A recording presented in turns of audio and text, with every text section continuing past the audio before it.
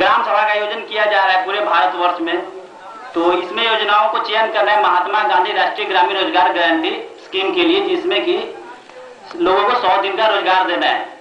तो इसमें ऐसी योजनाओं को ज्यादा प्राथमिकता दी जाए जिसमें कि मजदूर काम करे, जैसे कि मिट्टी कार्य में ज्यादा आदमी काम कर सकता है, जबकि ईंट सोलिंग अगर आप लोग ज्यादा दीजिएगा तो उसमें मटेरियल पे ज्यादा पैसा चला जाता है। इसलिए अपने गांव के आसपास जितने भी आहार पईन या सरकारी जमीन है जिसमें तालाब खुद सकता है, वो योजना ज्यादा से ज्यादा आप लोग यहाँ लिखवाइएगा। अभी वार्ड सभा द्वारा योजना यहाँ पर आ गया है, उसको हम कैटेगरी वाइज पढ़ेंगे, जिसमें कि और योजना आप जुड़वा सकते हैं, उसको कटवा सकते हैं। मान लीजिए कोई योजना नुकसान कर रहा है गाँव के लिए, तो उसको कहिए नहीं करवाना है, उसको काट दिया जाएगा। या किसी योजना की लंबाई को बढ़वाना है, जैसे ईंट सोलेंगे, सुरेश साहब के घर से मोहन राम के घर तक ईंट सोलेंगे, या आप चाहते हैं कि उसको दूसरे के घर तक ईंट सोलिंग को किया जाए, तो हम जब यहाँ योजना पढ़ेंगे तो आप लोग कहिए कि नहीं इसके आगे तक ईंट सोलिंग होना चाहिए। अगर आप 2 तालाब का नाम पढ़े, हम उस 2 तालाब में जो पहले तालाब होने लायक है उसी को कहिएगा कि पहले यही काम होना चाहिए, उसके बाद वो काम होगा। इसलिए आप ध्यान पूर्वक सुनिएगा, योजना पढ़ेंगे, योजना बहुत ज्यादा है तो सुनिएगा तब ध्यान में रहेगा, नहीं तो ध्यान से हट जाएगा कौन सा योजना पहले करवाना है। और इसमें आप लोग योजना को जुड़वा सकते हैं। इसमें भारत सरकार द्वारा 9 योजनाओं का प्राथमिकता तय किया गया, जिसको हम पहले बारी बारी से आप लोग को समझा देंगे कि पहले में क्या आएगा। पहले में आएगा जल संरक्षण एवं जल संचयन। तो जितने भी पानी, बरसात का पानी जहाँ इकट्ठा हो जाए कुदरती प्राकृतिक द्वारा, उसको जल संचयन कहते हैं। तो जल संचयन बड़ा बड़ा आहार जहाँ पर पानी का रुकाव है, अब जैसे बढ़ जाएगा पानी तो उसको नहर में आ जाएगा। तो इसमें जैसे तालाब आ गया, बड़ा बड़ा पोखरा आ गया, इसको जल संचयन कहते हैं। तो पहला नंबर पे इसमें ही पहला नंबर का कैटेगरी यही है, इसी में सबसे पहले योजना को लेना है। इसके बाद आता है कैटेगरी नंबर 2 सूखा रोधी कार्य, वृक्षारोपण, वन संरक्षण सहित। तो इसमें है कि जो सूखा से बचा है उसके लिए वृक्ष लगवाने के लिए दूसरे नंबर पे दिया गया है प्राथमिकता, दूसरा नंबर पे दिया गया है। जैसे इसमें पेड़ लगवा सकते हैं आप पेड़ के किनारे, सरकारी रोड के किनारे, या कहीं खाली जमीन है उसके किनारे, या कब्रिस्तान में, स्कूल में, जहाँ पेड़ लगने लायक है वहां पर आप पेड़ लगाने का योजना दे सकते हैं।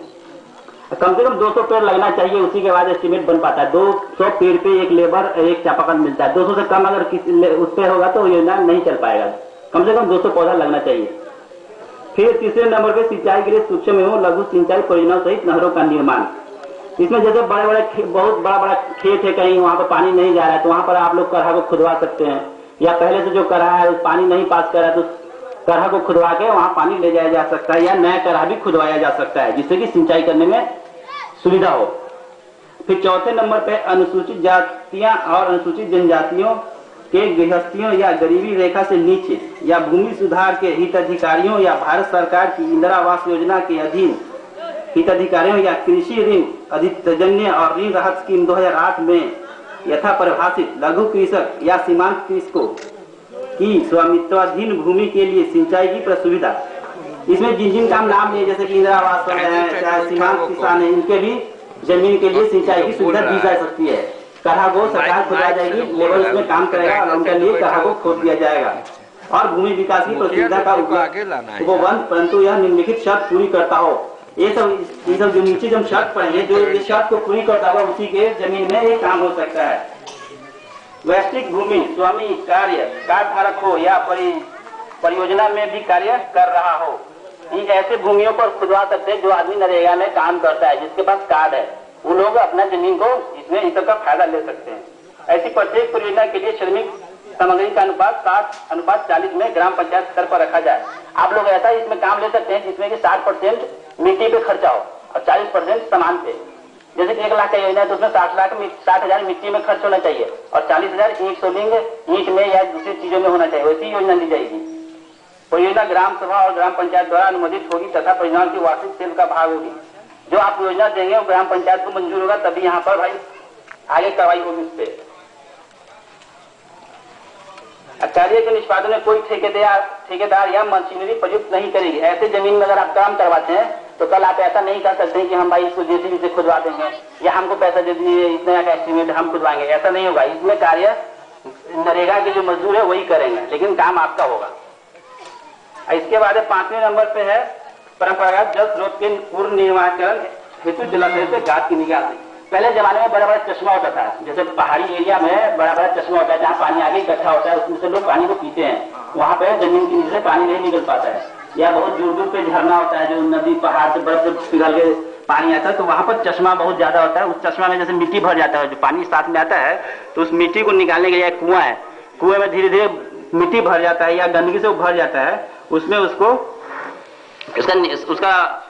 बना दिया जाएगा, उसका मिट्टी को निकलवा दिया जाएगा।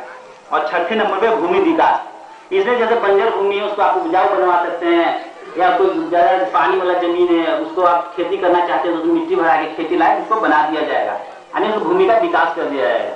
जैसे पंचायत भवन में चारों साइड में गड्ढा है, यहाँ आदमी लोग बैठ नहीं सकता है, तो अगर इसको योजना में ले लिया जाएगा तो इसमें मिट्टी भरा देने से इसका विकास हो जाएगा कि लोग भाई यहाँ पर आगे बैठ सकते हैं, जहाँ पर एक उबड़ खाबड़ जमीन है। 7वें नंबर में बाढ़ नियंत्रण एवं सुरक्षा परियोजना है, जिनमें जल भराव से ग्रस्त इलाकों में पानी की निकासी भी शामिल है। तो बाढ़ नियंत्रण, जैसे बहुत सा एरिया में बहुत पानी बहुत ज्यादा आ जाता है, गाँव को डुबा देता है, बहुत तेजी से पानी आता है, तो उसको रोकने के लिए गाँव के बाहर बहुत बड़ा अलग बांध टाइप में बना दिया जाता है। तो ऐसी योजना भी आप दे सकते हैं कि जिससे गाँव की सुरक्षा हो सके, पानी से बरसात में पानी ज्यादा तेज नहीं आया, उस बांध में टकरा के इधर उधर चला जाए, गाँव को नुकसान नहीं पहुंचा। और कहीं कहीं जल भर जाता है, किसी गांव में पहले पानी बहुत ज्यादा इकट्ठा हो गया, कहीं पर गड्ढा है, तो उसमें से नाली बनवा के उसमें पानी को जल निकासी किया जा सकता है। इसके बाद 8 नंबर, गांव में सड़कों का जाल बिछाना ताकि सभी गांव तक 12 महीने सहज आवाजाही हो सके। सड़क निर्माण परियोजनाओं में जरूरत के हिसाब से पुलिया भी बनाई जा सकती है और गाँव के भीतर सड़कों के साथ साथ नालियां भी बनाई जा सकती है। तो सबसे सेकेंड लास्ट नंबर पे 8 नंबर पे सड़क है। इस रोजगार गारंटी योजना की जो स्कीम का चयन करना है, जो सबसे अंतिम में सड़क है, क्योंकि इसमें पैसा जो चला जाता है मटेरियल पे चला जाता है, आदमी को काम नहीं मिल पाता है। तो आप लोग ऐसा योजना भी दे सकते हैं जिससे कि गांव में कीचड़ हो जाता है, तो वहाँ आने जाने के लिए असुविधा होती है, बरसात के मौसम में पानी इकट्ठा हो जाता है, तो वहाँ पर आप सड़क सीट सोलिंग भी करवा सकते हैं। इसके बाद एक नया स्कीम जुड़ा है, जो इस साल जुड़ा है, भारत में राजीव गांधी सेवा केंद्र। तो हर राजेश्वर गांव में एक राजीव गांधी सेवा केंद्र बनाया जाएगा, जिसमें कि 2 मंजिला बिल्डिंग बनाई जाएगी और उसको पब्लिक उसमें पंचायत का कार्यालय खोल सकते हैं, या आप लोग कभी कभी फंक्शन में उसमें काम कर सकते हैं। तो अभी हाल फिलहाल में 9वां कैटेगरी जुड़ा है।